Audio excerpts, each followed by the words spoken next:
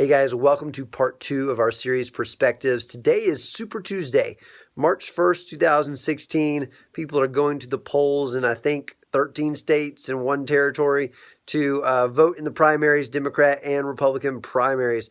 And I tell you what, it's unlike any other, especially on the Republican side, so contentious, lots of arguing, position taking.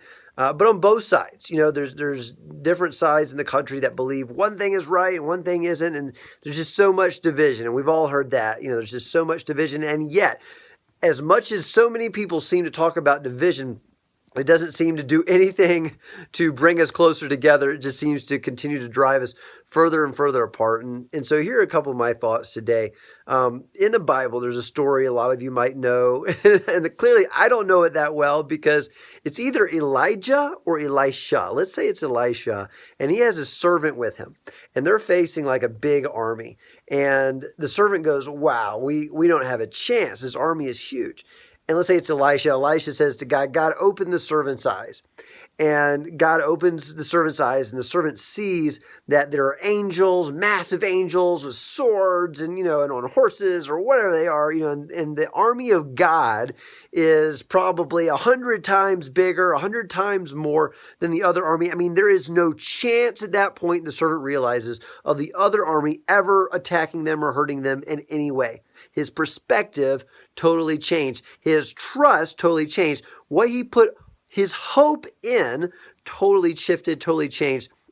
If you go to 1 Samuel chapter 8, that is when the Israelites asked God for a king. Now, it's so interesting that they asked God for a king because God was their king. They didn't ask God for a king. They said, God, we want to return you and exchange you for something different. Now, they were saying that to the one, the God, God, the only God who made the ball of water, the earth that they were living on, that's spinning around on its axis at 1,000 miles an hour. It's 1.3 million times the size of the sun. That's 93 million miles away. And as they're on that ball of water, it is circling the sun at 67,000 miles an hour. If it's a little closer to the sun, they all burn up. If it's a little further away from the sun, everybody freezes. And they're saying to the one who created all of that and created them and made all that possible and holds it all in the palm of his hand, you know what? We're not so excited about you anymore. But we are looking over there at those other nations, and they seem to be pretty happy with their king. They seem to be happy. It's not just with their king, right? I'm not against us having a president. What they were saying really underneath all of that was, we'd rather put our hope in a person than to put our hope in God. And that's my challenge today to everybody on Super Tuesday. That's my challenge in terms of perspective, is to say to God, God, open our eyes. I mean, yes, we should go vote. Yes, go ahead and ask God for wisdom and determine the policies that you want to, believe in and follow and all these things, okay, on either side. But at the end of the day, where does your hope lie? Where does our hope lie for our futures, for our children's future, for our country's future? Is it in these people? Is it in these parties? Is it in these policies? Or is it in God? Think about the servant. Ask God to open our eyes. Let's ask God to open our eyes and say, oh, wow, I'm looking all around me and it seems like chaos. It seems like division. It seems like confusion. And in many ways it is. But at the end of the day, God opens my eyes and I go, oh, but God is still sitting on his throne. And God can still sit on his throne in your life, right? No matter who wins the election, no matter what's going on around you, no matter the policies or the laws that are ever made in this country, God can always be the king and the president and the ruler of your life, no matter what. And you can always decide to put your hope in him. My final thought here.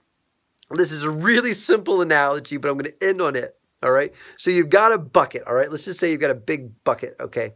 And you want to pour some water in it. All right. Now you've got 2 buckets you can choose from. One bucket has a hole in the bottom. So it's a hole let's say that big. So, the water's going to flow out, pretty well. All right. Then the other bucket does not have a hole in it. The goal is not for the water to flow out. The goal is for the water to go in the bucket and stay in the bucket. Which bucket do you choose?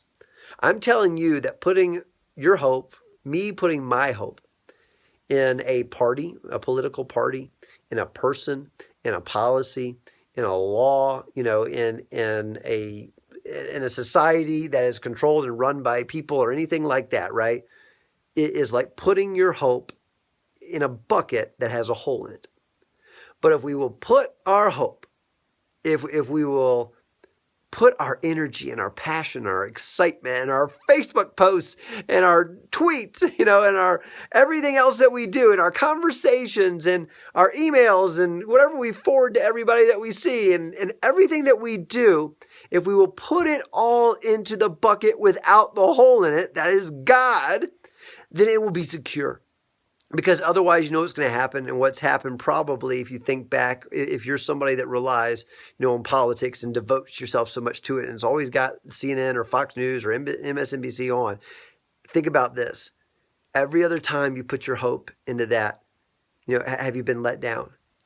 At the end of the day, you have, because people aren't perfect. I'm not saying people, necessarily are bad, right? There's awesome people doing awesome things out there, but they're certainly not perfect. The only right place, the only secure place to put our hope is in God. And we're talking about perspectives this week. And the only way to do that is to get a perspective that goes, just like that servant for Elisha, that goes, wait a second. Much greater is he who created the world than anybody who is in the world. All right. Thanks, guys. We'll talk to you in part 3. Bye.